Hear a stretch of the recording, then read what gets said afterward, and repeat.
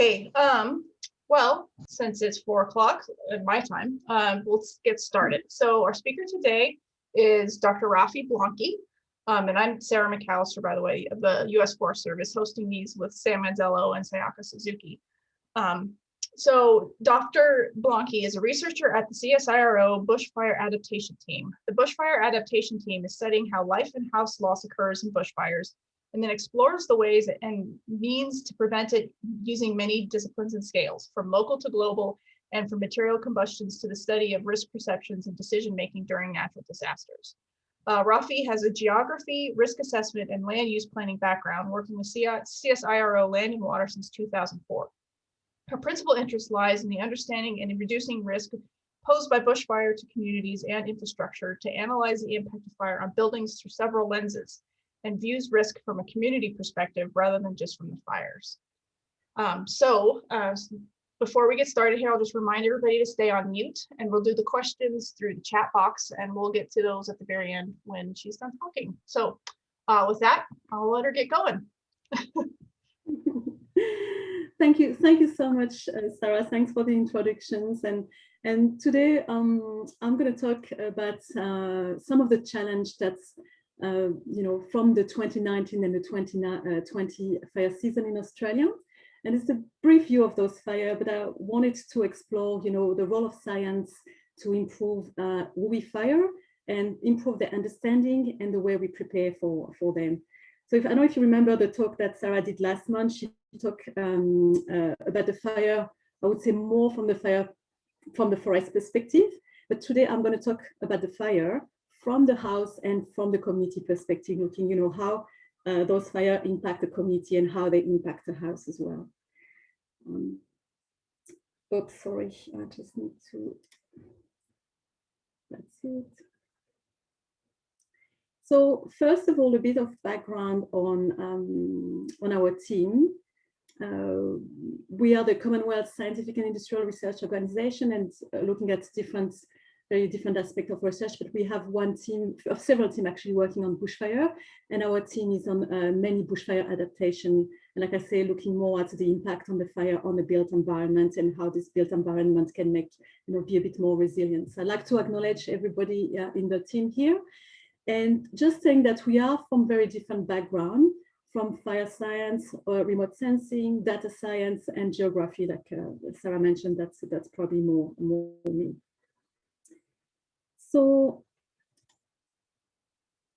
what we look at is the impact of fire at a different temporal and spatial scale. At a broader scale, we use historical analysis, like on house loss and on fatalities, but we also use spatial analysis, modeling, and mapping to understand the hazards and the vulnerability. And then we look at a much smaller scale, like a detailed scale, which is good experimental work at a smaller scale with a cone calorimeter, medium scale with radiant panel, and a large scale with a bushfire simulator, where we look at the performance of different materials and systems and how they perform under bushfire conditions. And finally, we use post-bushfire surveys and case studies. That's helped us to understand the bushfire attack mechanisms and how the building and the community responds to the bushfire attack mechanisms. So most of our, output or results are used in adaptations tool, and I used to develop guidelines, hazard mapping, community education, but also building regulations. Alrighty. So that was the brief introduction, and then let's move to the 2019-20 bushfire, where also called the Black Summer in Australia. And that fire season last year was a very unusual fire season, with bushfire through forested region on a scale that we'd never seen before in a recorded history.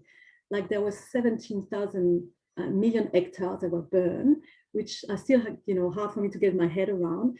And I've got this from the, I think, BBC articles, just to have a bit of a comparison with some other fire, in comparison to the Black Saturday fire, which was one of the most devastating bushfire in the history of Australia. 450,000 hectares were burned. In comparison to the 2018 California fire, and if the numbers right, is around 800,000 hectares. So we get into so much more area burn. And just to give you an idea as well, it's probably the surface half of England or something like that. I think I've got a quick, from the BBC as well, article. I've got a quick, view on how big they are and the surface that those fire.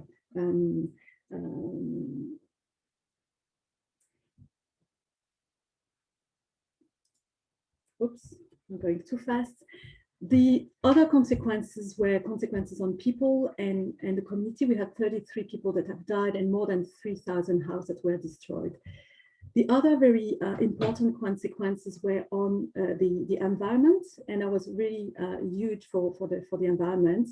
Experts in the field at the moment estimate that there is probably more than 1 billion animals that have been killed during those fires. And we all have in mind the image of the koala rescue and kangaroo rescue. So that was part of a lot of the what was happening last year during the fire.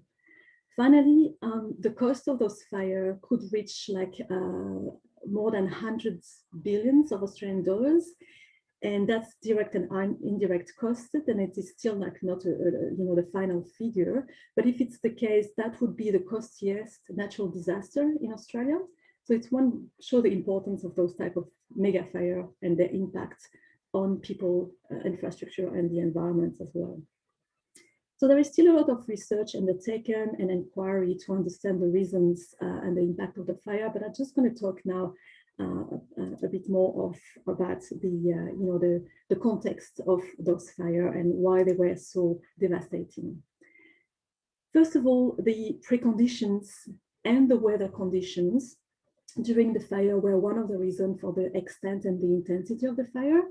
So this graph from the Bureau of Meteorology shows the annual mean temperature above and below average for the last 100 years. And as you can see, Australia is getting warmer, and it has warmed overall by slightly more than 1 degree Celsius since 1910. But with most of the heating occurring since 1950s. And it also shows that in the last 20 years, the temperature were 1.5 degrees Celsius to 2 degrees above average. Another aspect about the weather. Sorry, just trying to move the slide in the same time. 2019 was the warmest year on record and was also the driest year on record for Australia, according to this map from, again, the Bureau of Meteorology. And what we've seen is the rainfall was 40% below average for a large part of Australia, most part of Australia, actually.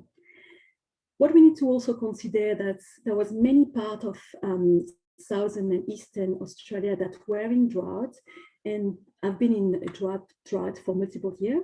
And that's really a big impact on both the rest, the vegetation growth, but mainly this dryness and the fact that the vegetation was really ready to burn during those fires. Another aspect that has been pointed out as factors of the aggravating those fires is climate change. So climate change doesn't cause fire directly, but it has caused an increase in the occurrence of extreme fire weather and in the length of the fire season across large parts of Australia since the 1950s, actually. And some of the research have found that the impact of climate change has led to longer, more intense fire season. And I forgot to mention that this fire season was really long. It started in August 2019 and then it finished in March 2020. So it was a really long fire season. And climate change also, oh, sorry, I lost my track here. Yeah, so it's a more intense fire season and an increase in the average of number of elevated fire weather days. And we measure that by using the Forest Fire Danger Index. So in Australia, the Forest Fire Danger Index measure the danger, like the potential for bad fire in the landscape. It's include information on dryness, which rainfall and evaporation, but also wind speed, temperature, and humidity. It's also used by the Bureau of Meteorology as a forecast index.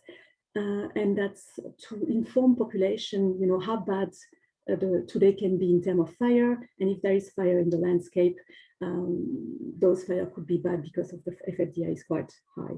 Just to give you a bit of an indication about FFDI level, it's what we know as Black Saturday weather condition was what we call catastrophic weather conditions, FFDI catastrophic, which is FFDI about 100.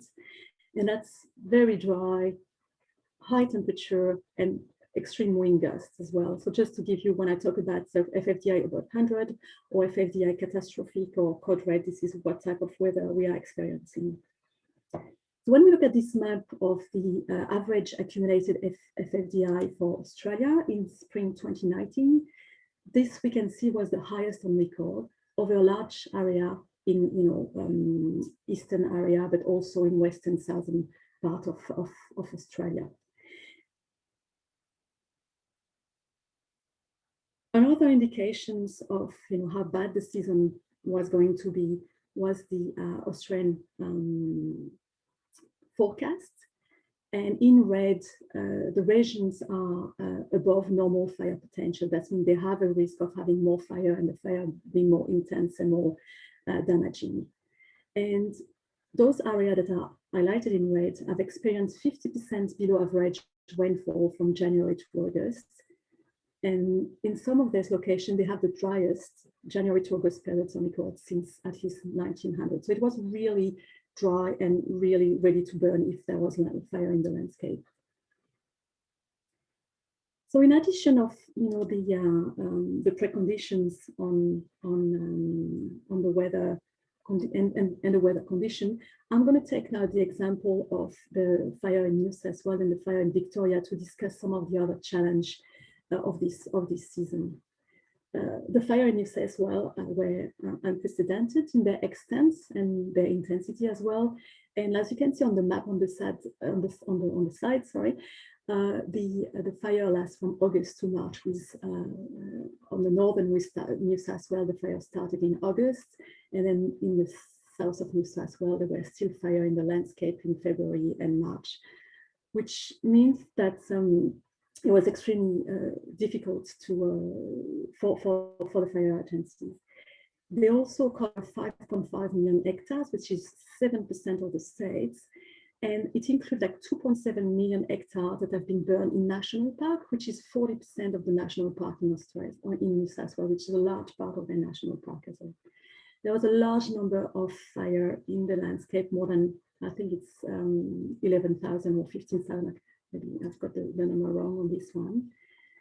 But what was really difficult is with that many fire in the landscape, there was not enough opportunity to extinguish them before the next severe weather condition came and resulted in another large fire. And as you can see in this graph, there was like big fires almost every week in the landscape in this case. So the scale of this fire have really stretched the capacity of the fire authority and the system to respond to the fire.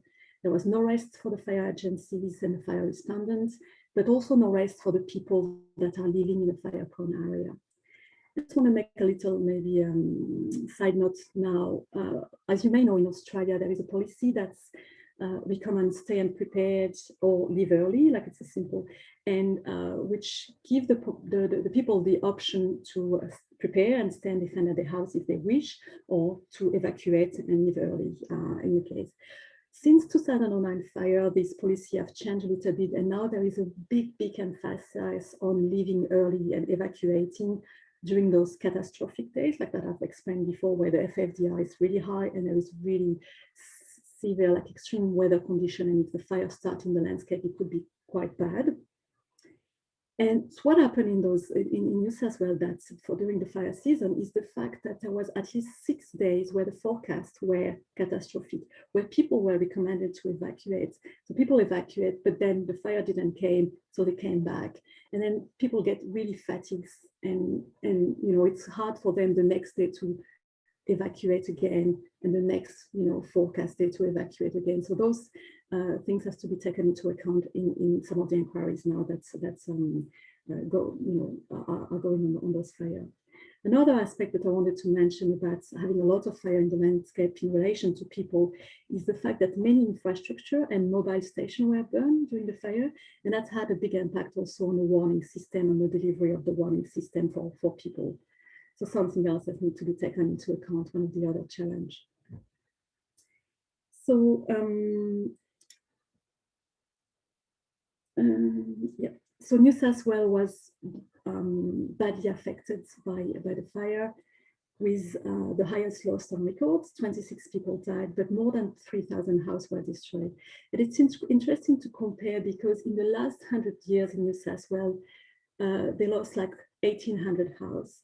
But the last bushfire season, they almost doubled this figure by losing 3,000 houses. So that was huge for them, having that many destruction in happening with the fire.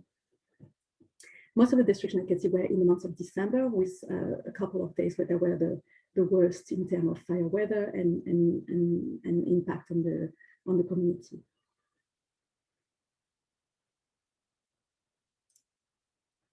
So now looking at the loss from Victoria, the season was also extended, but not as much as in New South Wales. There was also a very big area burn, 1.5 million hectare burn, which is like 3 times what was burned during Black Saturday fire. 25 people died and 400 houses were destroyed. That's what we've seen with those fires, that they have impacted smaller community, and the weather conditions were not as bad as the one that could have been experienced in Black Saturday. But the result of the fire could have been very different if they have impacted like more populated area in the land, area that were more populated. Another of the challenge that's been experienced also with the fire in Victoria is the issue with a community that cannot evacuate because they're so remote and so far away from any big town. And that's the example of Malakuta, which is on the eastern, southeastern of Victoria, where people were surrounded by fire and have to take shelter at the beach with quite of difficult conditions for them. So that's really raised the question about how we create self-sheltering place and communal sheltering place for those people as well. And I'd also like to take the occasion to mention that the smoke impact of those fire, and that was the first photo that I had in the presentation. You could even see from the space the smoke coming from Australia. And this smoke went everywhere in Australia, like in Sydney, Melbourne, we were affected for weeks and weeks with massive amount of smoke, even though the fire were hundreds of kilometers away from us. And that was the first time I experienced that impact of smoke at such a bigger scale. So another question about, how we deal with the consequences of those mega fire. Another of the challenge I like to discuss is the fire doesn't have borders. So the fire from New South Wales came to Victoria, and there is a lot of procedure where fire agency communicate and help each other, and that works well. But what's interesting to see is that the fire are reported and dealt differently from state to state, and it raised the question that each state does something different in terms of mapping, in terms of predicting to the fire, in terms of fire behavior, and how they predict it in the landscape and help the operational to deal with the fire on the ground. So that's really raised the need to have a national and a common approach, and to have a bit more efficiency in doing something once in terms of provisions and mapping and prediction of the fire spread.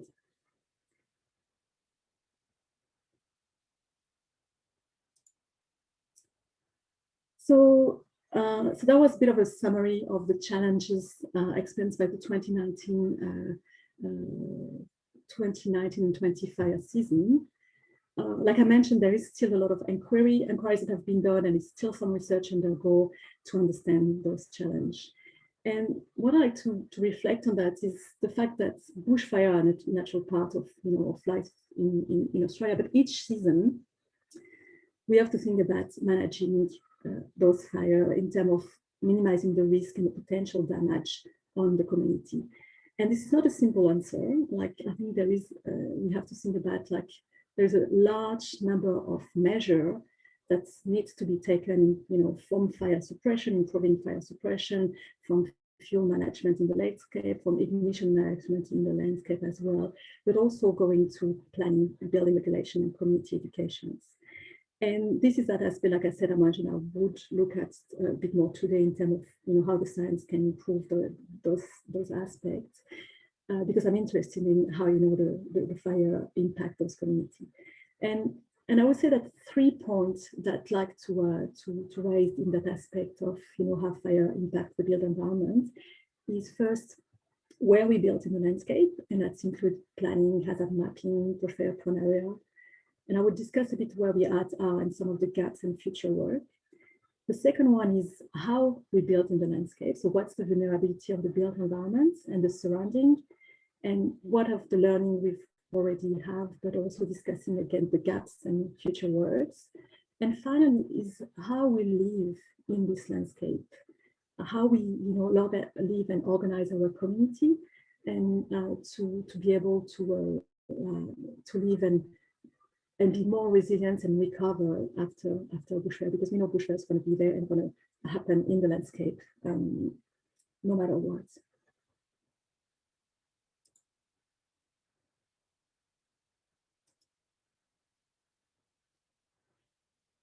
So if I talk about where to build in the landscape, and I'm going to give an example of bushfire prone area. Like most of the states in Australia have used map to map the fire, the area that are more prone to fire. And in this example of New South Wales, the map is called actually bushfire prone lands.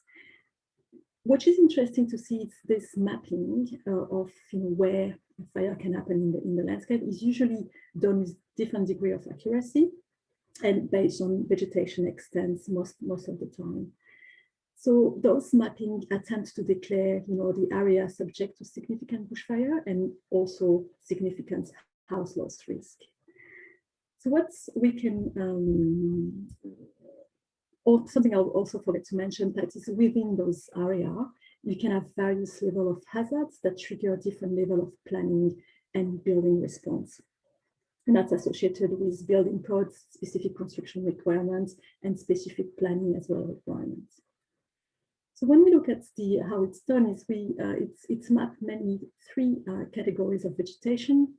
The worst one, which is forest, which causes most fuel, rainforest, which is less at risk, grassland, but it also maps a buffer of 100 meters and 30 meters, depending on the category, around those vegetation to include what we would call wildland urban interface, like, you know, the intermix or the wildland urban interface.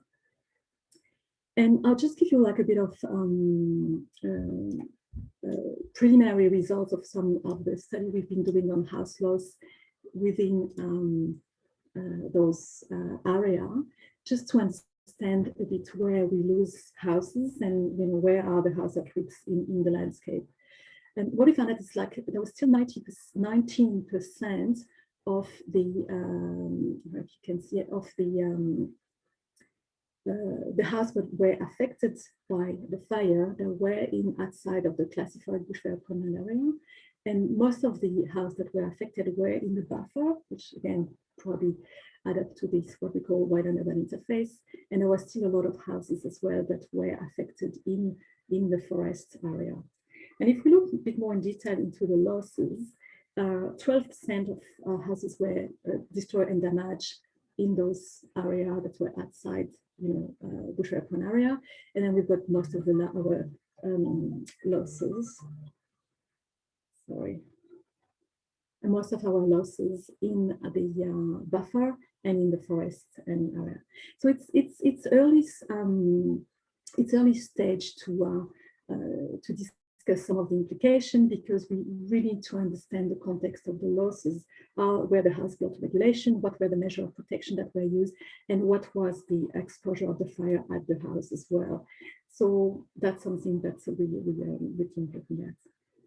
Another aspect, like I mentioned, most of those mapping use vegetation, but we've been developing mapping for the state of Queensland in the past, but we're also doing it now for the state of Western Australia, where we try to integrate other aspects of the risk, not only the vegetation, but we also take into account the slope,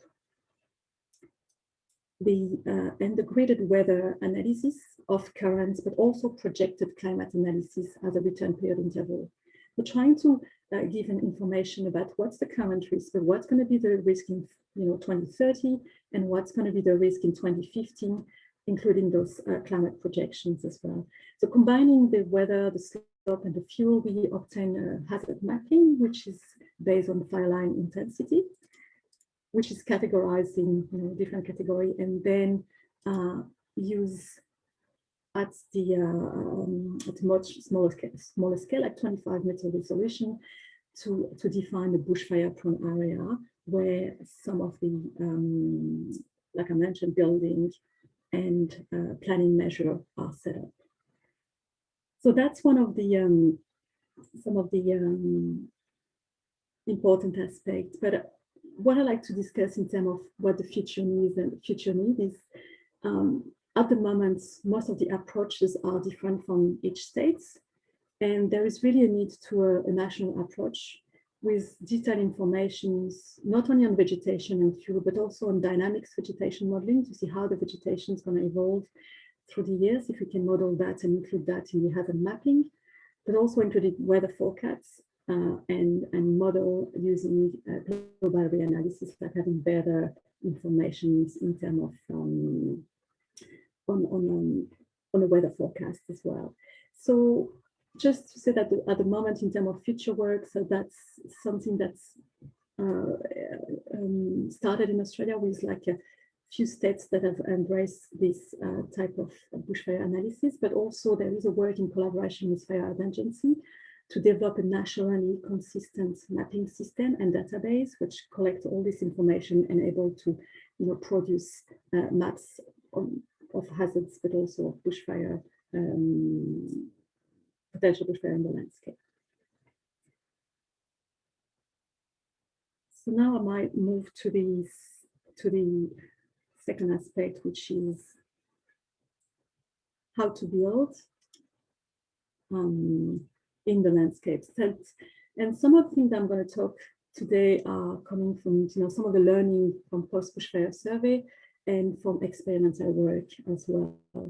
So a bit of a definition before that wide and urban interface, just to set the context. So what are those wide and urban interface fires? They occur when the wildfire spread into the communities, and those fires really involve a transition and an ongoing ignition of fire from vegetative fuel, like you could call it the forest, to urban and structural fuel. And that's very different from wildland fire. So having this transition and then fire into urban area with different type of fuel.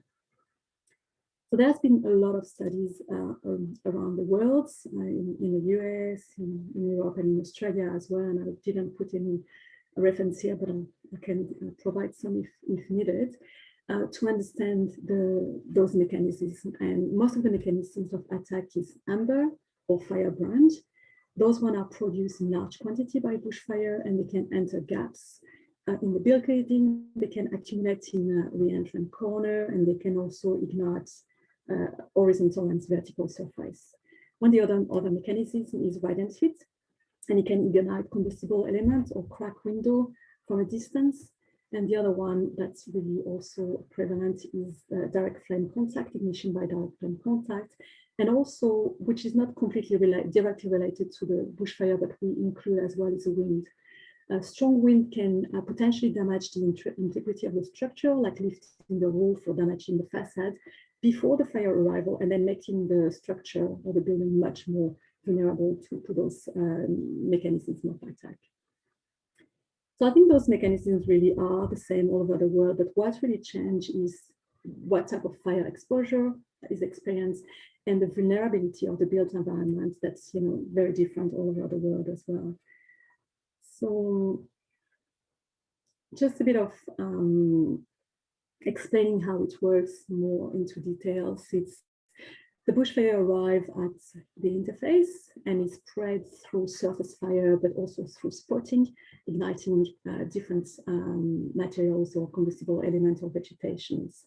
And this type of mechanism cause usually, and that's, I'm talking more about the Australian context. This type of mechanism cause losses in the first few hundred meters of the interface. And that's really depending on the type of landscape, the fire weather condition, and that would define, you know, the intensity and the severity of the fire arrival into the interface. But what we've seen in post-bushfire survey is that most of the loss are due to consequential fire. And consequential fire is the ignitions of heavy fuel elements and their interaction with each other. And by, you know, heavy fuel elements, there is, like, for example, fences that are burning and spreading the fire to the house, but also retaining wall in this case, vegetations that are burning close to windows. In this case, that's type of vegetation were burning here, and the window were cracked due to that type of burning. This interaction eventually will lead to house ignitions from the bushfire or from those, you know, heavy fuel burning. But then it will lead to structure-to-structure ignitions, and this is really presents life-threatening exposure, you know, level of radiant heat, flame and smoke for the residents and for the firefighters that are defending and being outside. So when we reach to this point, it's quite dangerous for people being outside and being defended. And finally, I would say, to finish on this explanation about how the fire hit and the urban environments, the ultimate expression of structure to structure and extensive heavy fuel burning is what we could call an urban conflagration. And that's something you've seen in Canada and the US when the entire suburbs are burning, but that hasn't happened yet in Australia. So to come back a bit for some of the learning from post-bushfire survey, and that's again with the Australian context, they have taught us a lot of information about the main vulnerable points of the house, and also vulnerable point of the surroundings. And all of this information, as mentioned, has been used for developing building regulation standards, but also guideline, best practice, and volunteer measures. So if I go a little bit around just to explain some of the aspects using this simple graph that's from a guideline that we developed for the Queensland, where we look at what are the main points and the weakness of the house. So if I look at trees around the house, there is we've observed in post-bushfire surveys like the potential of tree falling down and obviously breaking parts of some of the house, allowing the entry of embers and other issue. Sorry, allowing the entry of amber, for example. What we have also seen in some of the study is the importance of overhanging trees, and that's often correlated with a higher rate of house loss. And that's usually due because of the accumulation of debris like branches and leaves in the roof, but also inside the cavities of the roof, which once ignited just could be fatal for the house. Other aspect that I might want to point out is gas bottles, which have been an issue in fire because those bottles sometimes can flare and are being responsible to ignite houses, for example. And so there is some important safety aspect to consider when having a gas bottle in the bushfire-prone area as well. Other aspect that I wanted to mention is about the deck and the stairs. Like you can see in this photo, I tried to put a bit of a bigger photo. So if they are made with combustible materials, they can ignite quite easily, again, because of embers, and they can ignite because of fuels burning around that. what is dangerous with this aspect is when those deck and stairs are burning, they really could be a big issue with egress. People, if they have to stay at the house and shelter in the house, they cannot exit and egress anymore. So something to consider also, not only because of they can burn down and also burn down the house, but because they present a really big issue with egress.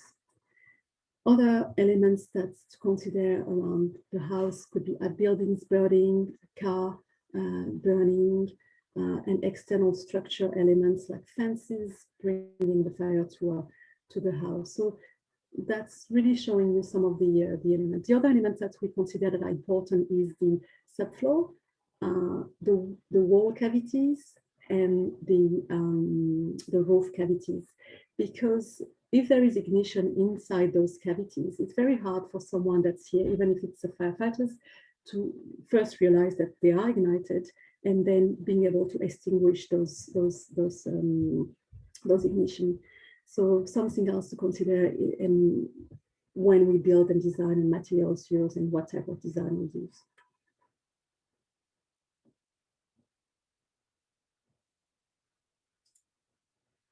Few words on experimental works because they are the base of some of the building reforms. And like I mentioned, we use different scales. At the moment, we have been using the larger scale where we test houses. That's one done in the past, and we've done a recent one on a house that was built to be bushfire resilient, but also flood resilient. And the idea of the testing is to submit the house to the worst case bushfire exposure with a radiation buildup, flame immersions, and heavy field burnouts. So the good thing about this facility is like it exposes a complete building system, and we can better understand the performance of those materials and also the system and how they perform during the bushfire. So we've been testing different aspects like highly bushfire resilient construction and different types of material with the idea of using material that are low cost and that can be used in everyday building.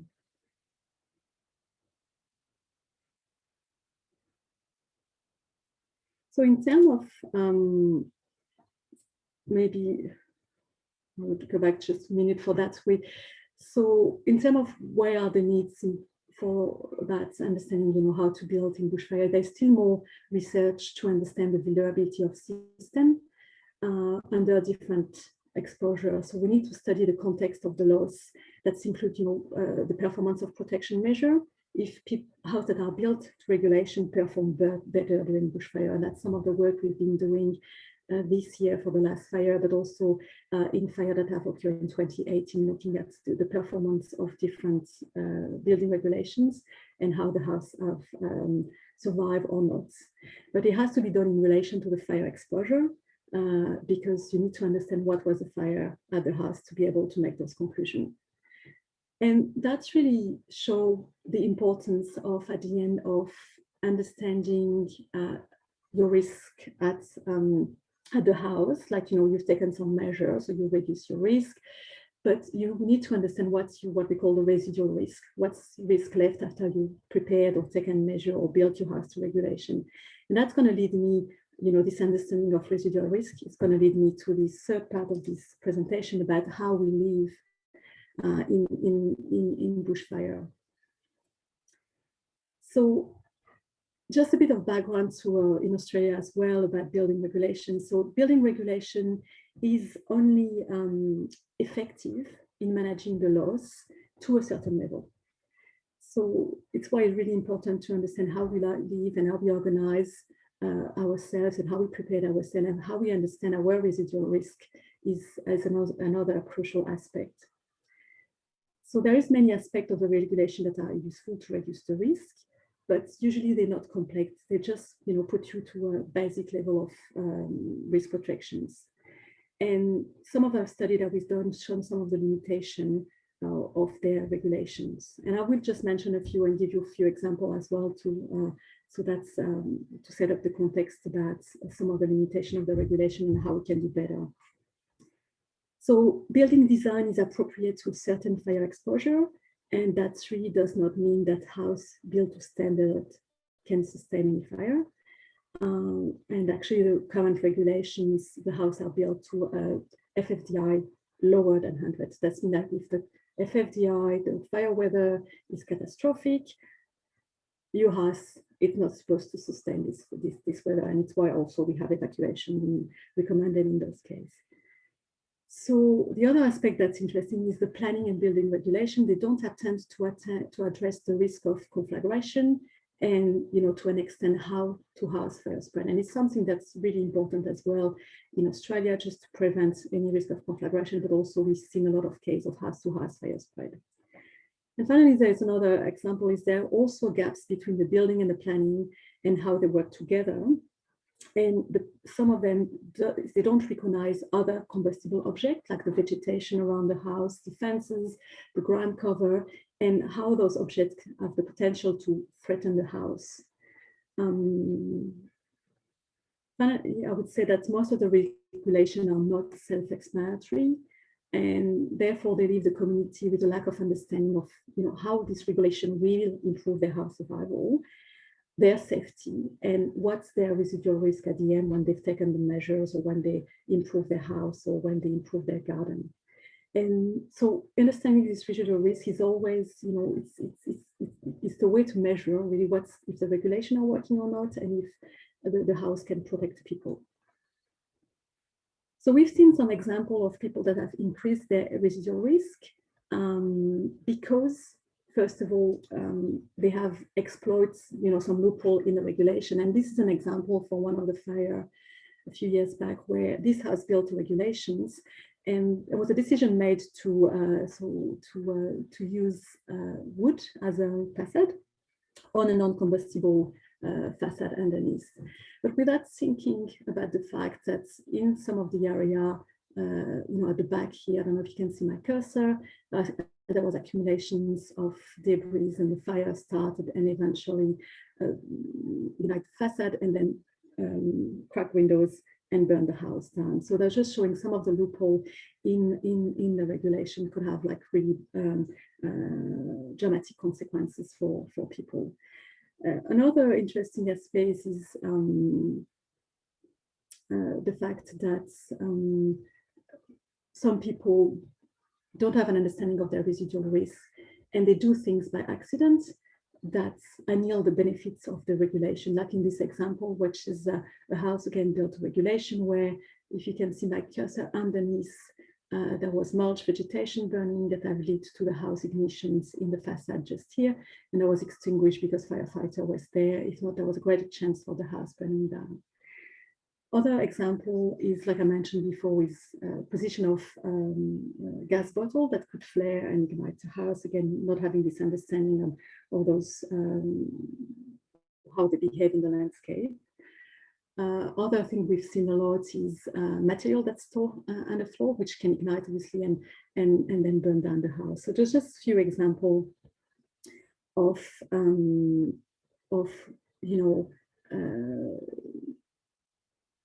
what's having a better understanding of how the fire is going to impact property is a key way of improving their people's safety overall.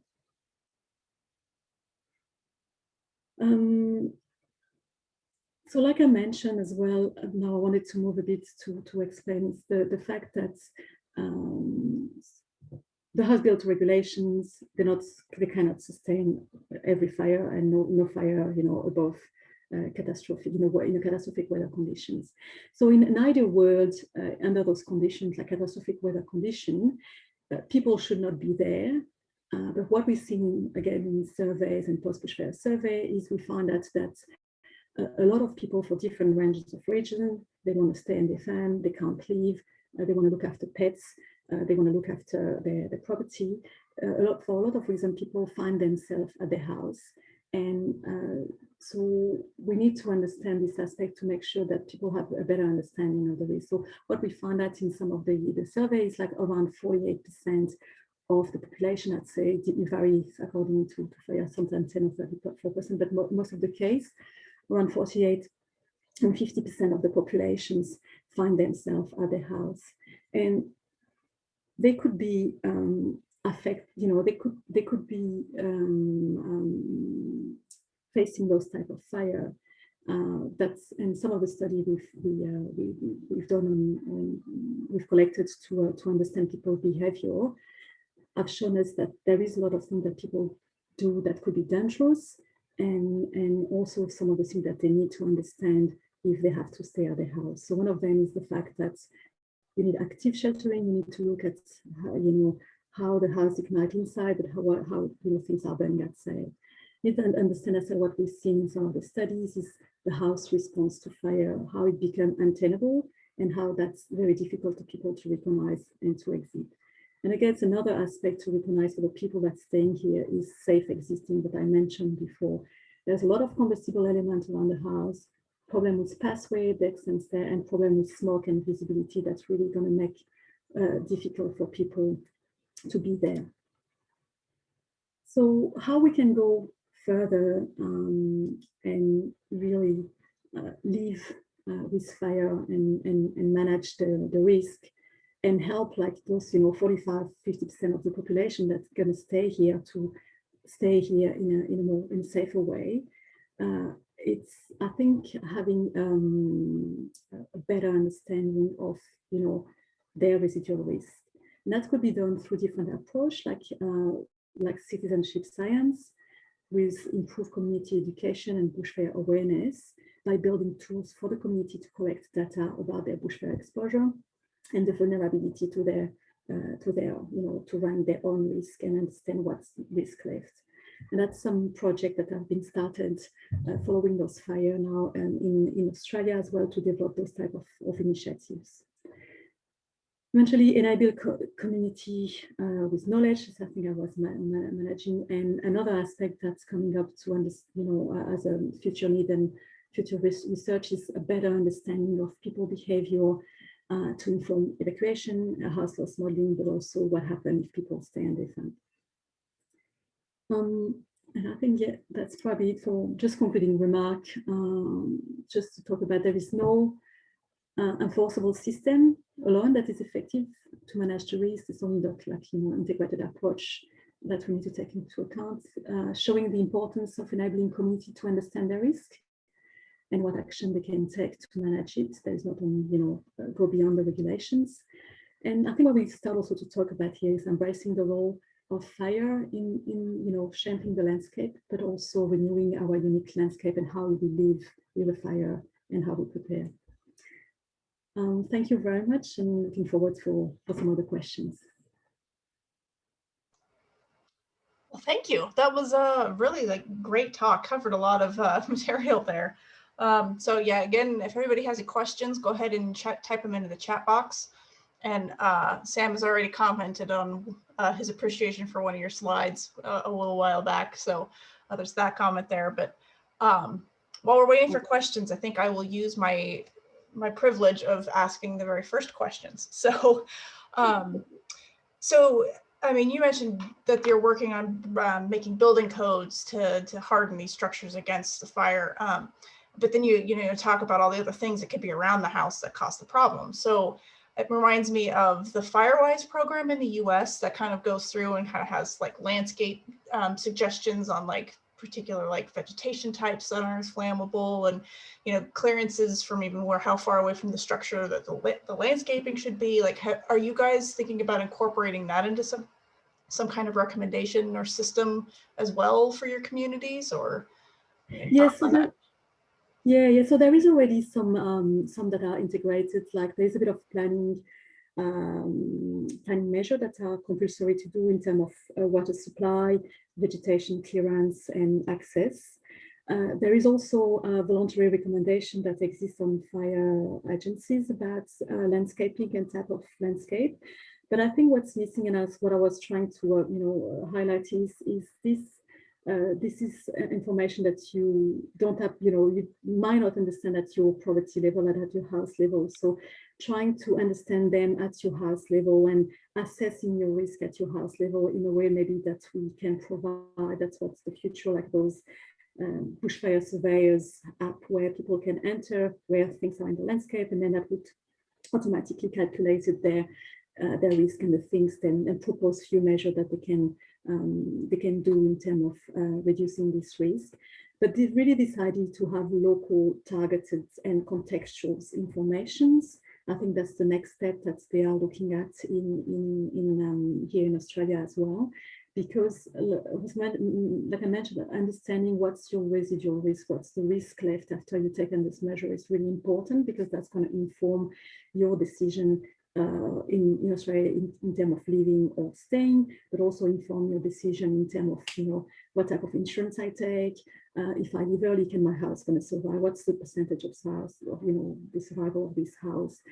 When I come back, it's going to be still there or not? And then looking at, how you can invest in terms of prevention measure and what are the outcomes that you might have that would help, I think, people to make those decisions. Cool.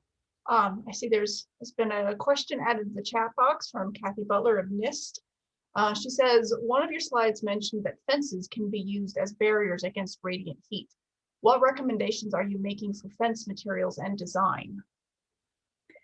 So at the moment, the recommendation about fence using as radiant heat barriers like non-combustible materials, metals or any other type, but non-combustible.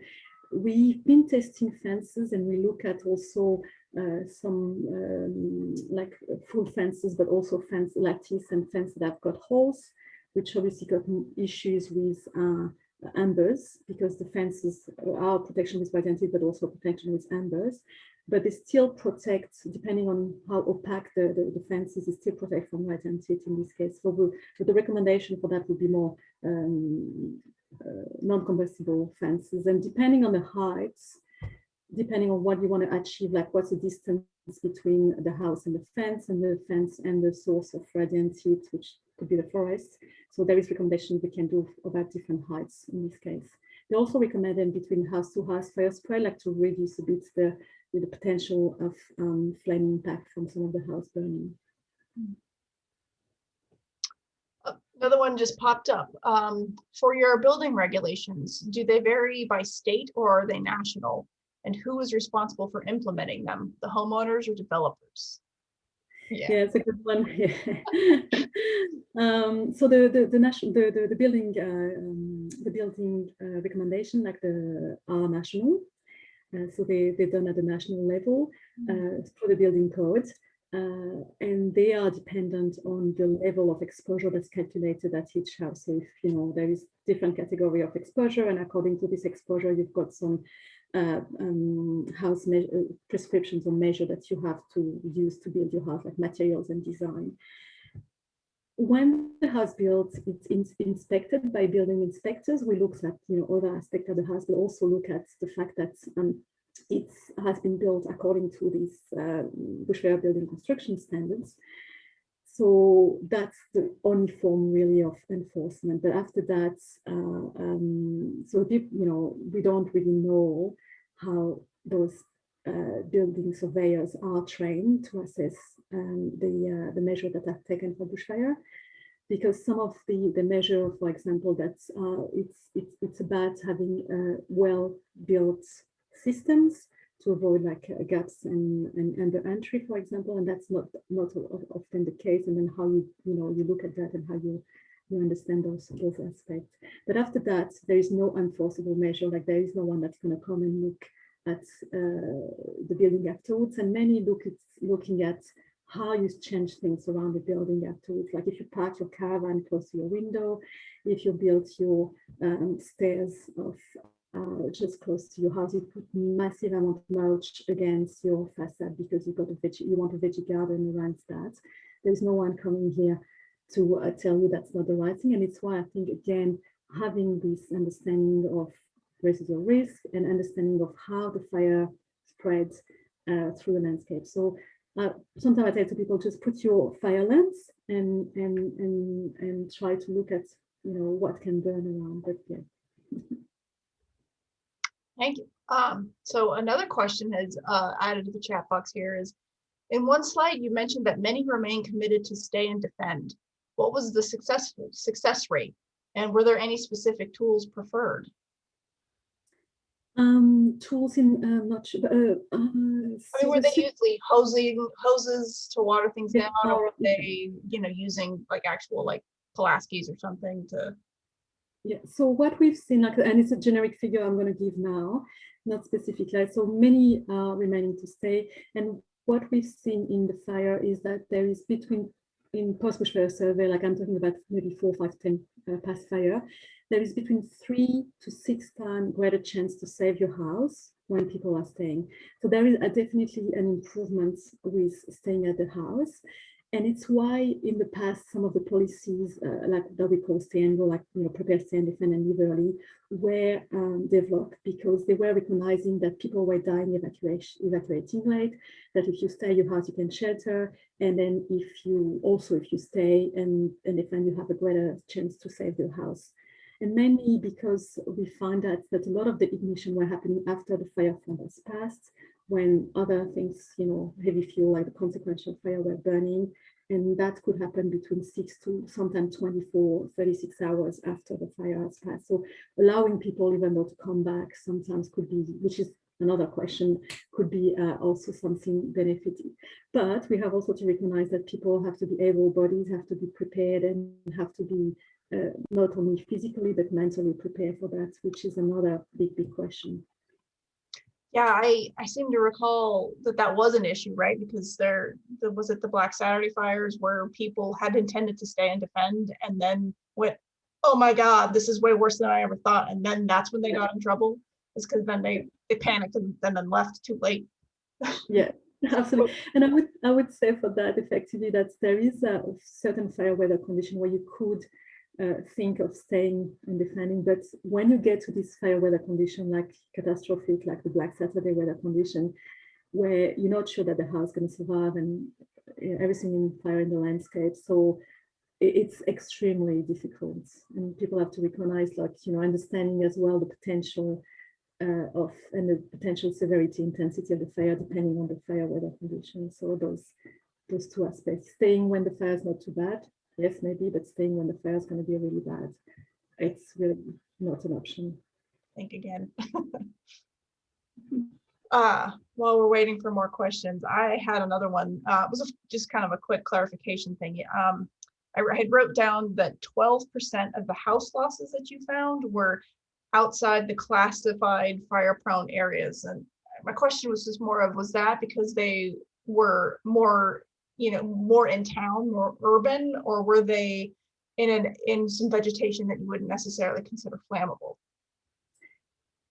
Yes, they were not in the mapping, so and that also was the case for the Black Saturday, some of the Black Saturday information as well, just to and that's probably because of some of the mapping of the vegetation extent as well. So we have to verify, if it's the mapping of the vegetation extent, or if effectively those, and in the Black Saturday there was case effectively of that were more in urban area, and it's, they were still affected by the fire in different way, by embers or by house-to-house fire spread as well. So that could be that. And that's also for the Black Saturday fire have shown, the importance somehow to maybe consider area that we don't think would be susceptible to fire, because what we've seen in past fire as well is, like, amber can attack urban interface up to 700 meters. And so 700 meters from the forest is really could be an urban area, really, but it still could be impacted by the fire. Yeah, because that seems like a significant percentage to be a little, like, concerned about, like, what happened there. So for this one, there could be different explanations that I haven't got yet. But for Black Saturday, like I know after that they changed the bushfire prone area to make it much with a lot more of area to cover those cases. Mm-hmm. Okay, cool. So Sam typed in a question here. He asked, you indicated firebrands could ignite cars. Has CSIRO done experiments on this, or is it based on post-fire surveys? It's only based on post-fire surveys. So I haven't done any experiments. Maybe you have to do Sam the next one to look at for the one we shows, I think it was a combination. It's not only, and from my recollection, it's not only firebrands, it's a combination of firebrands and things, you know, consequential fire, I'd say the combination, not only firebrand by itself. So it's a combination of firebrands and radiant heat and flame coming from consequential fire or surface fire as well. So we did burn house in experiment, burn cars in experiment more to understand how they, you know, resist and it's more for people's safety perspective. Yeah, I remember some of those experiments. Those were pretty fun. It is wrapping up, time to wrap up. So thank you again for a wonderful talk and staying to answer our questions. We'll have another of these seminars next month in April, and it's Elsa Pastor. And since she is in Europe, the timing is going to be a little bit different. So I just ask everybody to check their calendars and check the announcement when it comes out for how that time impacts them. So thanks again, Rafi, and we'll see everybody in another month. Thank you so much. Thank you to everyone for taking the time as well. And yeah, see you in 1 month.